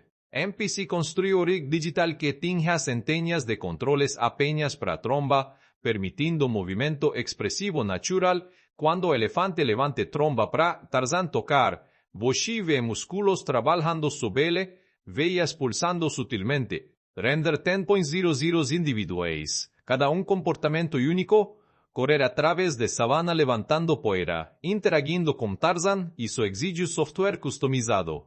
Eles usaram simulação de multidão AI onde cada búfalo tinha programação básica, evite colidir, siga líder, reaja a obstáculos e, depois artistas refinaram animação manualmente em shots heroicos.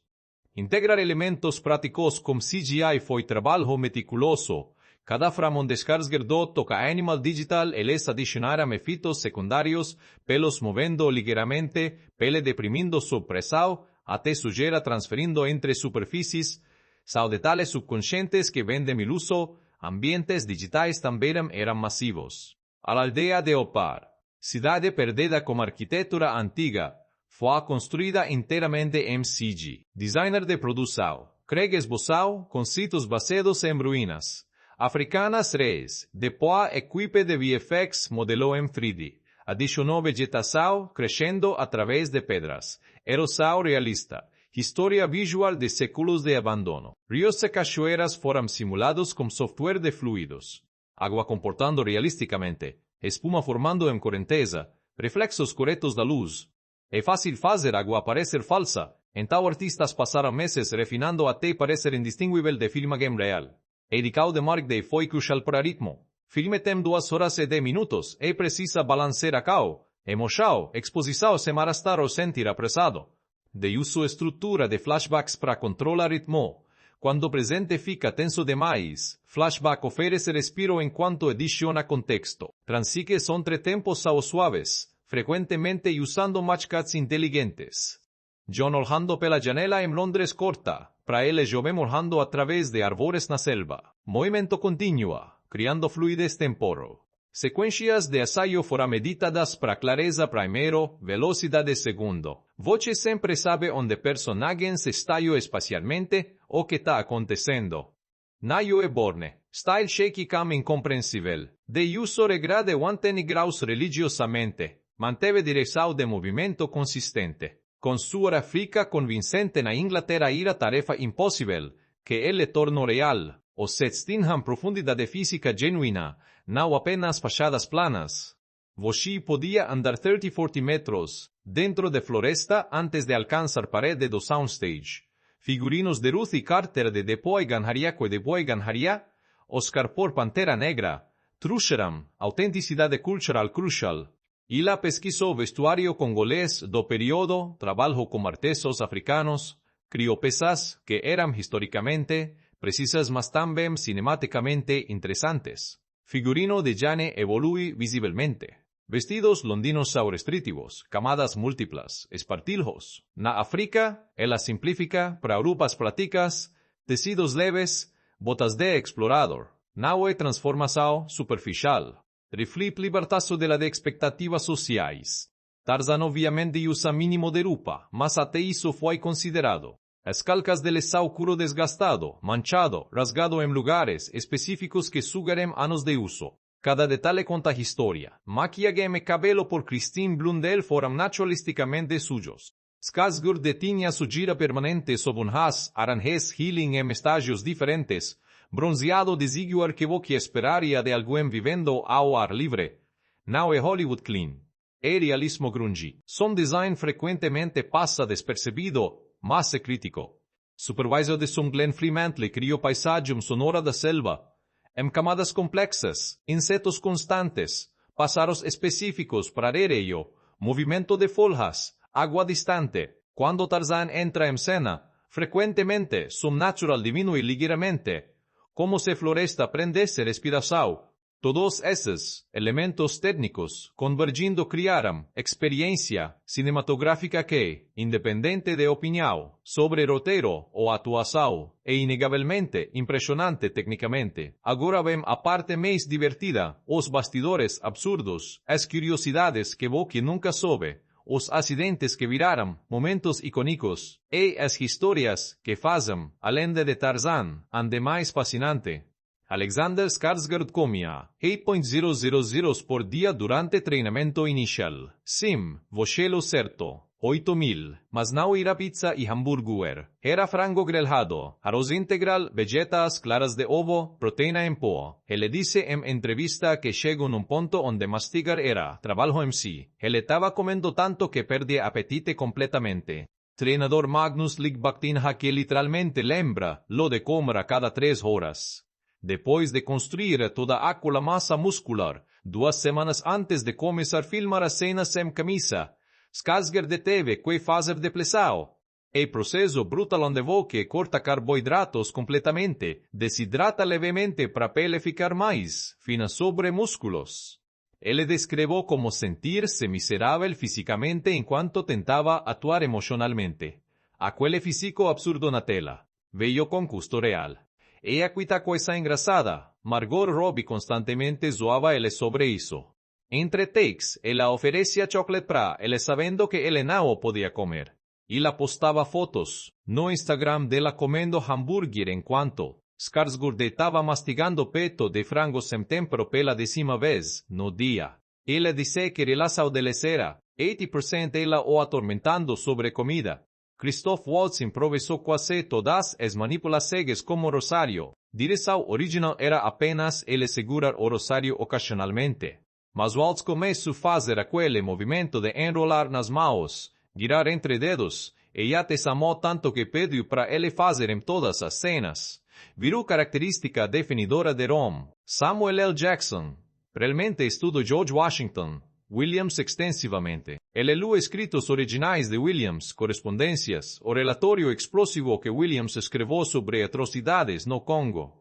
Jackson disse quanto mais aprendia sobre Williams, mais impressionado ficava. Esse cara arriscou tudo para expor verdade que governos poderosos queriam enterrar. Ele girou irílico em ninguém conhece. Durante filmagem da cena onde Williams ver congoleses mutilados, Jackson quebrou do personagem e coro de verdade entre takes. Ele disse que pesquisa histórica tinha o afetado profundamente, e ver a criação cinematográfica, mesmo sabendo que eram amatores com maquiagem, trouxe peso emocional que ele não esperava. Yates manteve câmeras rolando durante desses momentos, e performance crua entrou no corte final. Terry Notary, o editor de performance, capture fazendo acut vivo literalmente como gorila por 2 meses, preparando. Ele andava em 4 apoios pela casa dele, Comía usando mayos de formas que gorilas comen. Praticaba expreseses, pachés no espelho tentando replicar comunicação não verbal de primatas. Esposa dele dice que era perturbador acordar ver marido agindo, como macaco no café da manhã.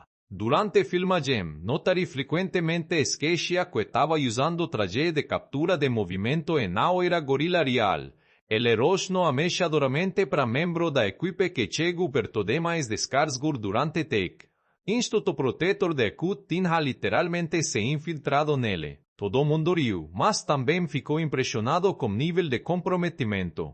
Tinha cena diretada onde John Clayton fala múltiplas línguas africanas fluentemente durante jantar em Londres, impressionando convidados. Foi cortada porque ralentava ritmo, mas teria estabelecido ainda mais claramente sua conexão profunda com África. Skarsgård realmente aprendeu a fazer Mlingala e Swahili para essa cena que nunca entrou no filme. A outra cena deletada mostrava a infância de Jane na África, explicando exatamente por que ela era tão confortável na selva. Havia subplot onde ela salvava filhote de elefante de caçadores quando tinha 12 anos. Esse mesmo elefante agora adulto e reconhecia no presente. Lindo narrativamente, mas cortado por restrições de tempo.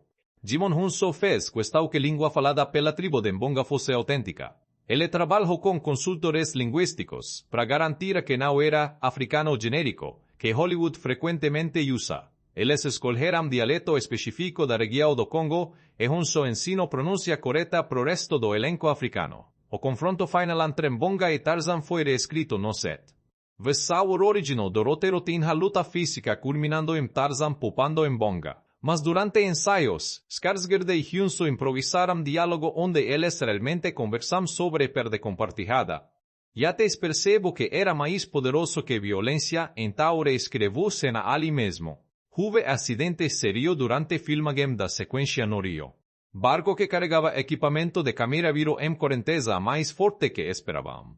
3 membros da equipe caíram na água. Ninguém se machucou seriamente, mas perderam uma câmera Alexa valendo 50.000 só. Bordosauro produziu 2 dias enquanto o equipamento substituto era enviado. Margot Robbie insistiu em fazer stunt onde Jane pula de galho em galho tentando escapar. Coordenadores queriam usar dublê, mas Robbie argumentou que precisava ser rosto dela para momento ter peso emocional. Ela treinou 3 semanas para a sequência de 15 segundos, e exceto em primeira tentativa. Equipe pládio de pé, Skarsgård se machucou constantemente.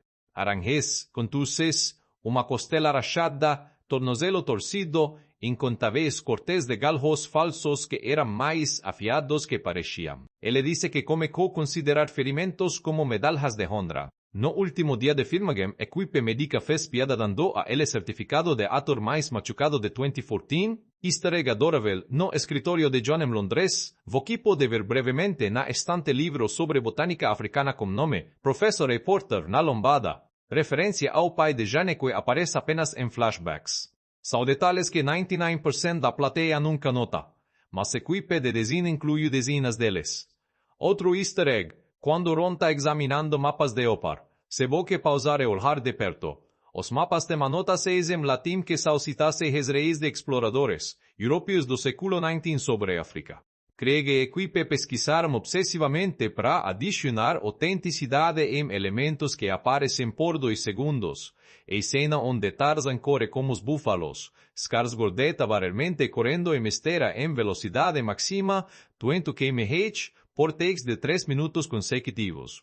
Ele vomitou 2 vezes entre takes por exaustão, mas ele insistiu em continuar porque queria que a ofegência e suor fossem reis não atuados. Devido a frustra dos filmes de Harry Potter onde último dia de filmagem de cada ator envolve a equipe inteira aplaudindo enquanto eles fazem. Take final. Quando Skarsgård terminou cena final dele, 200 membros da equipe fizeram standing ovation, que durou 5 minutos. Até Waltz, normalmente reservado, ficou visivelmente emocionado. Havia piada interna na produção sobre Skarsgård de nunca usar camisa. Departamento de guarda-roupa. Literalmente tinha uma camisa única reservada para ele no camarim porque ele usava camisa em tão poucas cenas. Eles colocarán placa en ella diciendo, camisa mítica de Tarzan, raramente vista. Robbie y Skarsgård desenvolverán amizade genuina. Entre takes, eles jogavam exadres constantemente. Skarsgård ganhava 90% do tempo. Robbie ficava frustrada, mas continuava desafiando ele. No último dia, equipe havia secretamente contratado grande mestre de exadres para ensinar. Robbie estratégia avançada durante almoço. Ela finalmente venceu Skarsgård numa partida. Ele ainda não sabe que foi tu. Samuel L. Jackson trouxe hábito dos filmes. Marvel de improvisar palavriches que depois serão meditados. Várias linhas de Williams tinham verses limpas e sujas filmadas. E desde exava Jackson fazer ambas, escolhendo depois qual servia melhor a cena. Algumas verses sujas eram hilariantes demais, mas não podiam entrar em filme PG-13. A primeira vez que o elenco viu gorilas CGI completos foi meses depois de filmagem terminar, durante a sessão de ADR onde eles regravavam diálogo. Skarsgård viu a totalmente renderizado e ficou emocionado. Ele tinha atuado contra nada por meses, imaginando, confiando. Ver criatura realizada validou todo aquele trabalho abstrato. Framestore criou gorila de teste, que usavam internamente para testar animações. Eles o chamaram de Steve.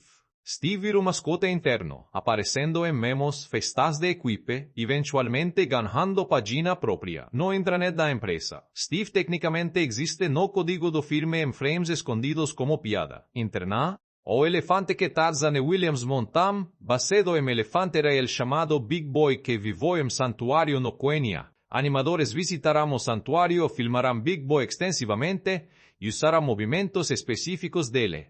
Big Boy morreu de coisas naturais 6 meses antes do filme ser lançado. Framestore dedica o trabalho deles à memória dele nos créditos finais. Houve momento durante a filmagem onde equipamento de efeitos especiais praticos falhou espetacularmente. Explosão que deveria ser pequena foi 3 vezes maior que planejado. Felizmente ninguém estava aberto, mas susto foi rale. Yates manteve filmagem porque reação de choque genuíno nos rostos dos atores era perfeita para a cena. Acidente virou momento cinematográfico. Última curiosidade absurda. Skarsgård manteve rotina de treino mesmo depois de filmagem terminar porque ele tinha se acostumado tanto com estilo de vida. Ele competiu em maratona de obstáculos alguns meses depois e ficou em terceiro lugar em categoria dele. Tarzan literalmente mudou vida física dele permanentemente.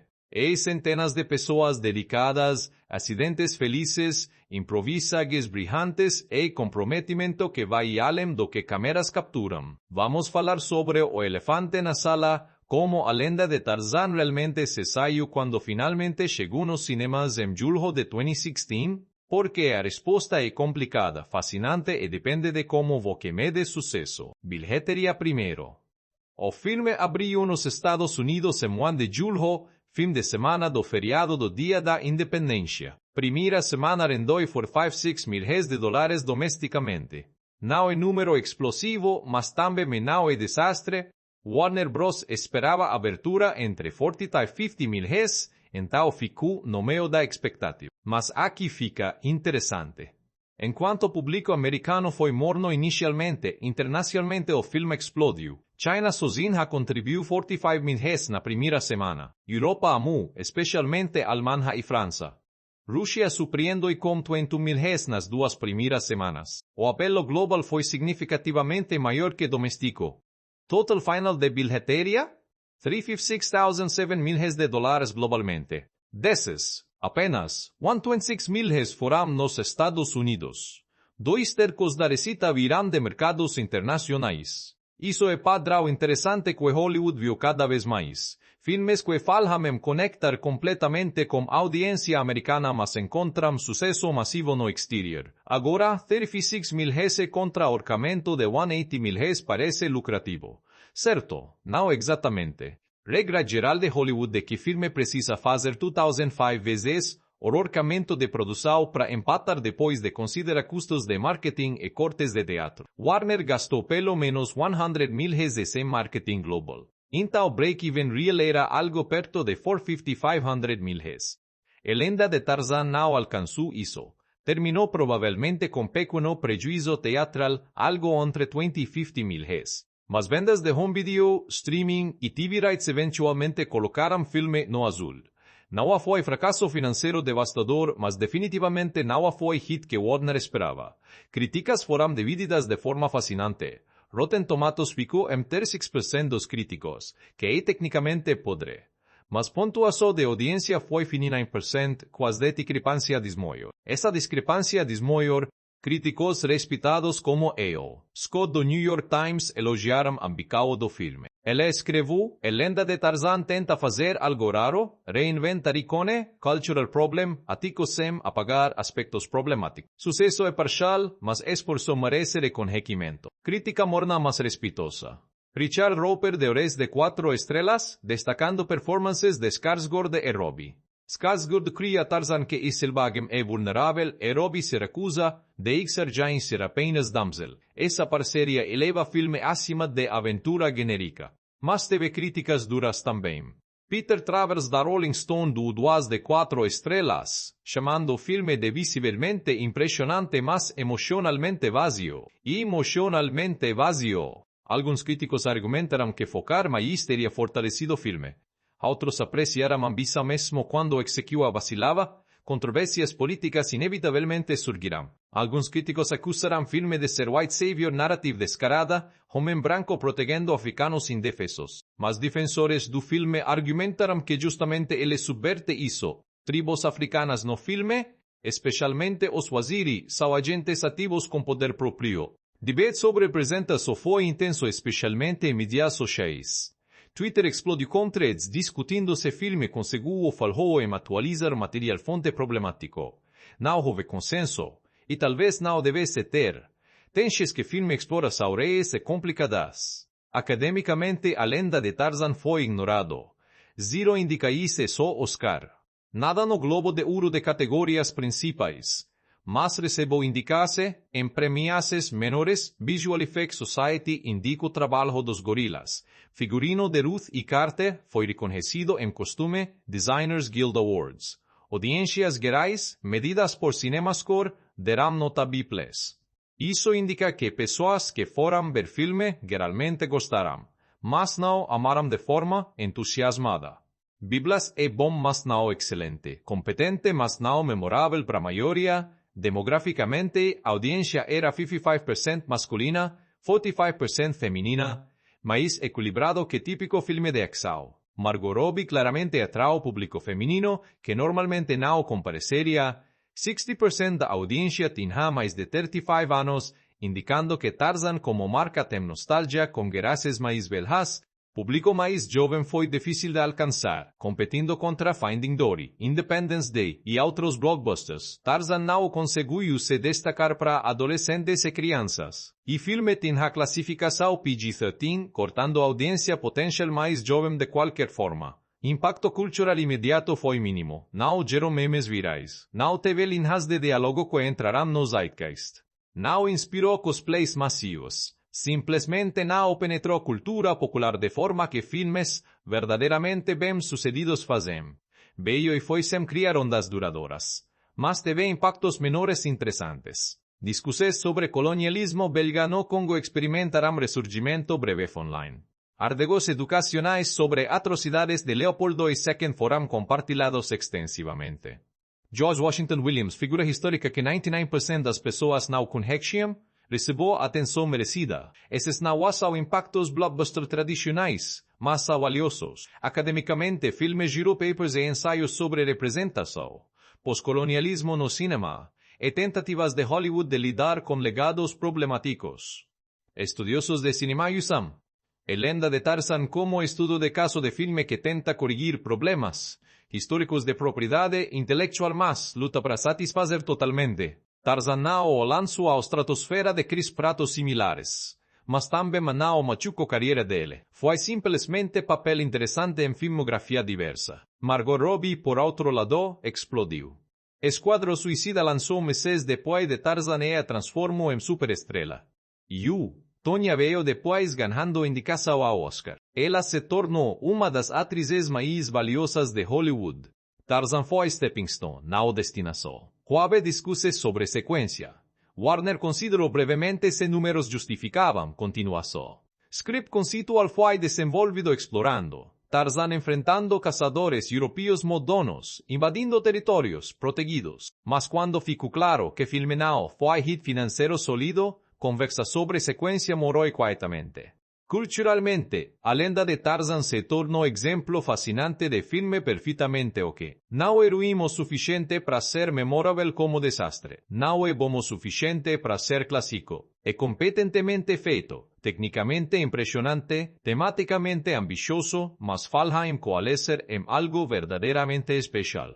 É tipo de filme que você assiste em streaming anos depois e pensa, isso foi melhor do que eu lembrava, ou porque ninguém fala sobre isso. No contexto de 2016, ano que deu Rogue One, Animais Fantásticos, Doutor Estranho, e Capitão América Guerra Civil, a lenda de Tarzan simplesmente não conseguiu competir por atenção cultural, foi enterrado em tsunami de conteúdo, lembrado vagamente mas não discutido apaixonadamente. Internacionalmente, especialmente em mercados asiáticos, filme tem legado ligeiramente mais positivo.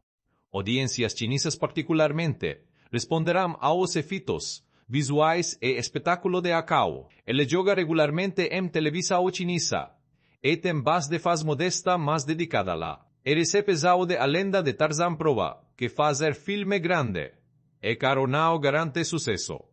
Você pode ter diretor talentoso, elenco incrível, orçamento massivo, efeitos visuais espetaculares, e ainda não capturar imaginação pública. O que é triste, porque olhando objetivamente, a lenda de Tarzan é filme muito mais interessante e bem feito que vários blockbusters que performaram melhor. Mas cinema não é meritocracia. Sucesso é combinação de qualidade, timing, marketing, sorte e fatores intangíveis que ninguém controla completamente. Então aqui estamos, 8 anos depois de A Lenda de Tarzan chegar nos cinemas. E a pergunta que fica é, o que esse filme significa hoje?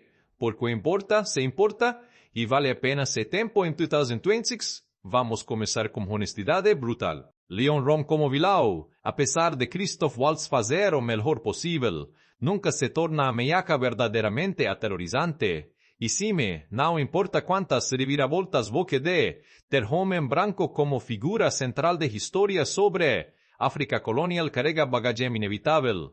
Mas cara, esse filme tentou algo raro. Tentou pegar propriedade intelectual com mais de 100 anos de história problemática e atualiza-la para sensibilidades modernas sem fingir que problemas não existem. Quantos blockbusters de 80 milhões de dólares você conhece que dedicam tempo significativo mostrando atrocidades coloniais reais? O filme não acerta tudo nesse front, mas ele tenta. E numa indústria onde a maioria dos estúdios joga pelo seguro, evitando qualquer coisa remotamente política ou desconfortável, essa tentativa merece reconhecimento. E a abordagem de começar a história depois dos eventos clássicos foi brilhante. Bebê na selva, criado por macacos, vira rei da floresta. Foi contado milhões de vezes. Ao invés de repetir, já até os roteiristas fizeram algo mais interessante. E se ele deixasse tudo aquilo para trás e tivesse que voltar, essa premissa abre espaço para explorar identidade, pertencimento, custo de civilização, de formas que origem tradicional nunca poderia. John Clayton como personagem é fascinante precisamente porque ele nunca se resolve completamente. Ele não é totalmente Tarzan nem totalmente Lord Greystoke. Ele existe nesse espaço liminal entre dois mundos, não pertencendo totalmente em nenhum. ¿Cuántos de nós vivemos exatamente essa experiência, não literalmente, óbvio, mas metaforicamente? Pessoas de terceira cultura, imigrantes, qualquer que tenha vivido entre mundos diferentes entende essa dualidade. A lenda de Tarzan não é perfeito nisso. Ela ainda acaba capturada, ainda precisa ser resgatada, mas o filme trabalha ativamente para dar a ela agência. Ela escolhe voltar para a África. Ela se salva antes de John chegar. Ela luta ao lado dele no clímax, não assiste de longe. Margot Robbie joga Jane como parceira igual, e filme respeita isso, na maioria das vezes. Os temas sobre colonialismo são de filme é mais corajoso e mais desagitado simultaneamente. E corajoso mostra brutalidade explícita do regime de Leopoldo II, algo que muita gente não conhece. O Congo Free State foi dos piores genocídios da história, matando aproximadamente 10.000 de congoleses a través de trabalho forçado, mutilações e violência sistemática. Trazer isso para blockbuster mainstream é ato politicamente carregado, mas é desaitado porque, no final, história ainda centra homem branco. Por mais que o filme tente equilibrar com personagens africanos fortes, no fim das contas, cartas tem Skarsgård, marketing vendeu ele sem camisa. É tenso que o filme nunca resolve totalmente, e honestamente, talvez não pudesse dentro das realidades do financiamento de Hollywood. George Washington Williams serve como ponte importante. Ele representa testemunha histórica real, alguém que realmente expôs atrocidades congolesas pro mundo. Colócalo ao lado de personagem fictício como Tarzan e escolha inteligente que ancora fantasia em realidade histórica. A cinematografia captura beleza e brutalidade de forma cinematográfica. A trilha sonora funde orquestração europeia com instrumentação africana de formas interessantes. E artesanato sólido em todos os departamentos técnicos. As performances também seguram. Skarsgård faz trabalho físico incrível óbvio, mas também camadas sutis de trauma e dualidade. Robbie tem presença de estrela mesmo quando o script não dá a ele material suficiente. Waltz faz o que Waltz faz melhor. Jackson adiciona carisma e consciência moral, e elenco que funciona. Onde filme realmente falha para mim e nunca alcançar catarse emotional total. Tem momentos individuais que funcionam, reencontro de Tarzan como os gorilas, confronto entre Mbonga e John, sequência final como os elefantes. Mas nunca qual es el clímax que te deja emocionalmente devastado o exultante. Es satisfactorio mas não transcendente. Comparado com outros blockbusters de 2016, a lenda de Tarzan fica em lugar interessante. Não é tão divertido quanto Deadpool. Não é tão emocionalmente resonante quanto Rogue One. Não é tão visivelmente usado quanto Doutor Estranho. Mas é mais substantivo que Esquadrão Suicida, mais coerente que Batman vs Superman, mais ambicioso que Independence Day Resurgimento. É filme de meio, competente mas não excepcional. O legado del M2026, honestamente, mínimo. Não há fandom dedicado produzindo fanart e fanfiction. Não há demanda por sequência. Não entrou no canone cultural de blockbusters que definimos década. É amplamente esquecido exceto quando pessoas tropecam nele em serviços de streaming e pensam, aí, isso existe. Mas existe valor em filmes como esse. Nem todo filme precisa ser fenômeno cultural. E às vezes, filme pode simplesmente ser tentativa sincera, bem executada tecnicamente, que engaja com temas complexos mesmo quando não resolve-les perfeitamente. A lenda de Tarzan é exatamente isso. Se você nunca viu, vale a pena? Depende do que você procura. Se você quer aventura espetacular com efeitos visuais impressionantes e algumas performances sólidas.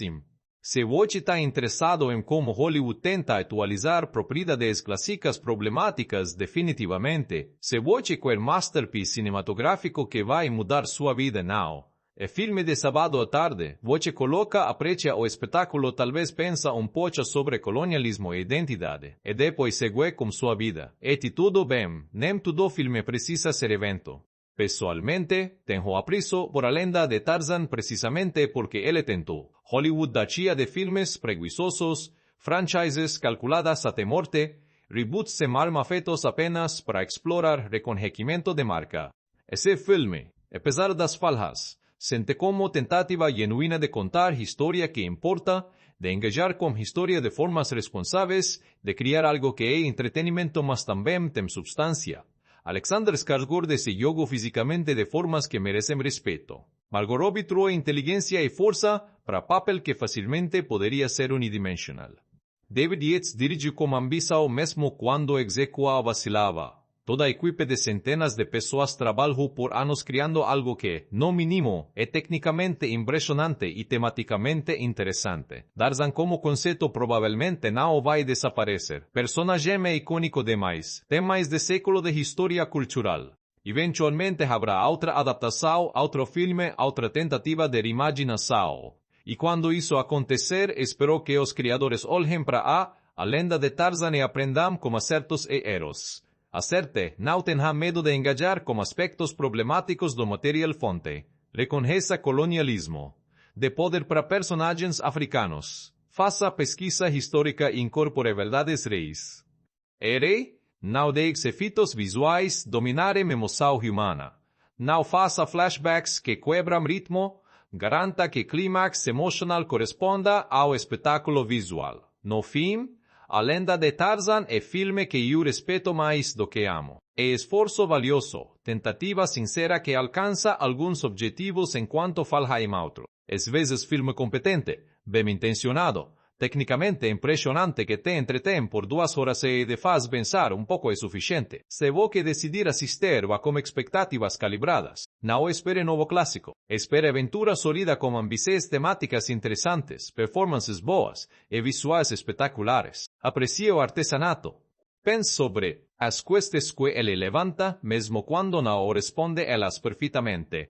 E reconheça que fazer blockbuster de 80.000 vezes que tenta ser mais que apenas espetáculo vazio é MC ato de coragem rara em Hollywood moderna. Mas existe como artefato interessante, tentativa sincera, e lembrança de que, às vezes, a jornada importa mais que o destino.